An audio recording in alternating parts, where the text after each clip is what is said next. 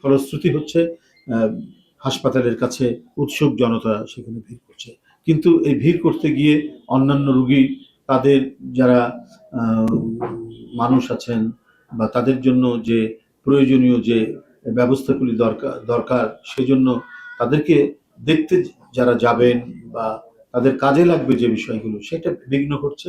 এমনকি আমাদের দেশনেত্রী বেগম খালেদা জিয়া, তারও চিকিৎসা কার্যক্রমে এক ধরনের বিঘ্ন ঘটছে। তো ওই এলাকাটা যদি মোটামুটিভাবে ভিড় কম থাকে, শান্তিপূর্ণ থাকে, তাহলে চিকিৎসক বৃন্দের, কারণ তাদেরও তো যাতায়াতের ব্যাপার আছে, হ্যাঁ, তো অনেক চিকিৎসক যাচ্ছেন আসছেন, যার যখন ডিউটি সেইভাবে কর্তব্য পালন করছেন, কর্তব্য পালনে যাতে কোনো ধরনের বিঘ্ন না ঘটে, কোনো ধরনের বাধা সৃষ্টি না হয়, এই কারণে আমরা বলে আসছি এবং ভারপ্রাপ্ত চেয়ারম্যানও আমাকে বলেছেন আপনাদের মাধ্যমে আমরা যেন সকলকে যেন আমরা অবহিত করতে পারি, সেই বিষয়টি আমরা গতকাল থেকে অবহিত করে যাচ্ছি। আমরা প্রেস স্টেটমেন্ট দিয়েছি, আবারও আজকে আপনাদের সামনে বলছি, যারা সেখানে অবস্থান করছেন, ভিড় করছেন, হ্যাঁ, উৎসুক জনতারা যারা সেখানে দাঁড়িয়ে আছেন এবং তাদের এই ভিড় করার কারণে হাসপাতালের স্বাভাবিক কার্যক্রমে অনেক বাধা তৈরি হচ্ছে, বিঘ্ন হচ্ছে। তো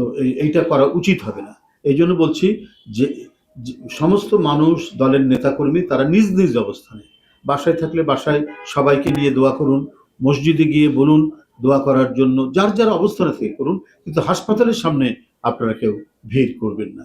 এটাই হচ্ছে একান্ত অনুরোধ আপনাদের কাছে, এবং দলের নেতাকর্মীদের কাছেও এটা অনুরোধ, যাতে ম্যাডামের চিকিৎসা কার্যক্রমে যাতে কোনো ধরনের ব্যাঘাত না হয়, এটা তো আমাদের সকলের দায়িত্ব দেখা।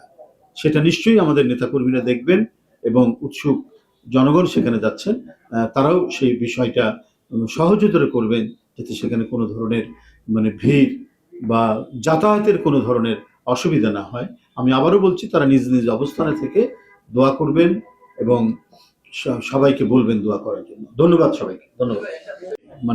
উপযুক্ত মনে হবে ওনার আশার, সেটা তিনি করছেন, এবং তার মায়ের জন্য, আমাদের চেয়ারপারসনের জন্য তিনি উদ্বেগ উৎকণ্ঠায় সময় কাটাচ্ছেন। আমি যতটুকু জানি, প্রতি মুহূর্তে দায়িত্বরত চিকিৎসকদের সাথে তিনি সবসময় কথা বলছেন, এবং তাকে বিদেশ নিয়ে যাওয়ার ব্যাপারে তার শারীরিক অবস্থা কখন কিভাবে হবে এই নিয়ে আমি বলবো যে উনি ঘুমানোর সময় পায় কিনা সন্দেহ রয়েছে।